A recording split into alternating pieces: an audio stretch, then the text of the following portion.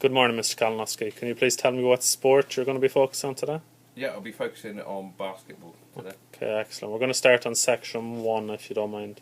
Can you please describe some rules and regulations of your given sport? Yep, sure. There's travelling, so you can't take more than 2 steps with the ball whilst it's in your hands. There's double dribble, so if I was to receive a pass and dribbled with the ball, I can't then put it in both hands. Double dribble is also when you're dribbling with the ball with both hands at the same time. There's absolutely no contact in basketball whatsoever. There's also a shot clock, so there's 24 seconds to shoot. And yeah, I think that's about it. Any regulations that are used within your sport? I don't know what regulations are, sorry. Okay. Any kind of obscure rules that I might not have heard of if I wasn't an expert in basketball?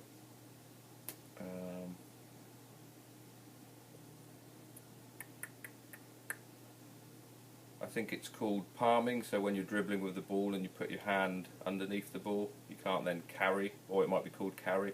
You can't carry it over an opponent, but no, I think that's it. Okay, thank you.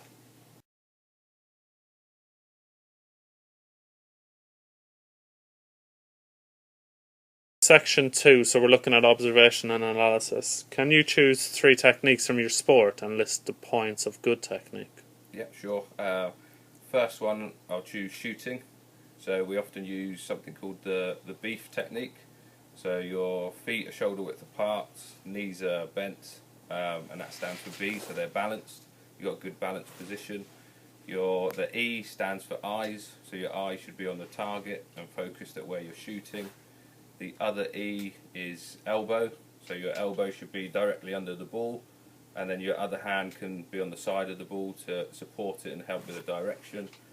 And then F stands for follow through or flick, so you want to flick the wrist and follow through in the direction that you're passing. Excellent. Do you have any other techniques? Not passing. Do you have any other techniques? There's passing as well, so passing, again you're probably going to have feet shoulder width apart, knees bent. The ball would probably start around chest height, 2 hands behind the ball. You can make a V shape, and you'll bend the arms at the chest, and then you'll follow through in the direction that you're passing. Excellent. Thank you very much.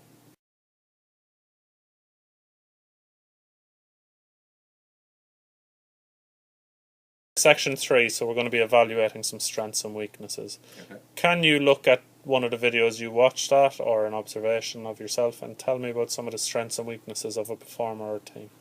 Okay, so on the video you provided, included LeBron James. Some of his strengths were he's got good agility, because he would sprint towards one side of the court, and then he would quickly change direction to get into space to receive a pass. That also showed he had good speed, because he was able to get from the half court to the other side of the court very, very quickly and before the opponent. Some of his weaknesses, his cardiovascular fitness wasn't particularly good, because in most quarters he was subbed, and in the 4th quarter some of his technique was beginning to decline, so his shots weren't as accurate. He wasn't getting as many points as he was in the previous quarters. Can you compare him to another person? I didn't do that. I haven't compared them to anyone. Okay, no problem, thank you.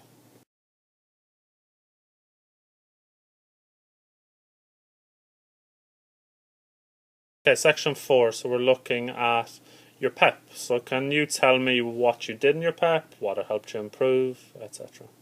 Okay, so in my PEP I did circuit training, and I focused on 4 components of fitness to help improve my performance. One of which was speed, the second was agility, the third muscular strength,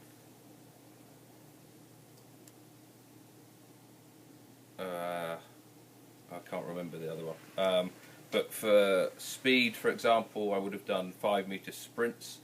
I also worked on the ladders for speed to develop that and improve that in a performance.